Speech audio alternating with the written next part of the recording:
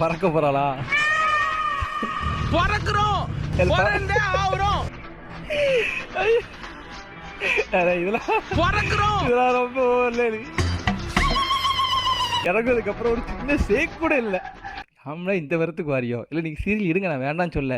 அதாவது ஒரு மாட்டு வண்டி இப்படி நிற்கின்னு வைங்களேன், அதில் இந்த பக்கம் யாருன்னா இந்த பக்கம் வந்து சப்போர்ட்டே கிடையாது, அவன் ஓடிட்டான்.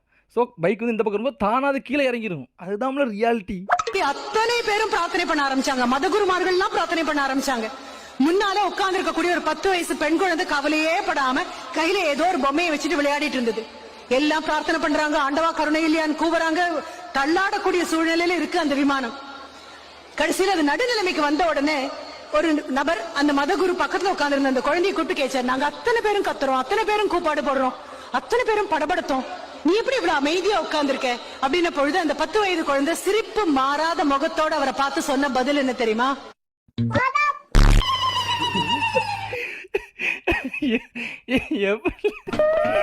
எவ்வளவு நேரம் உட்காந்து பார்த்துட்டு இருந்தவள, இது யாரில் எடிட் பண்ண இதை?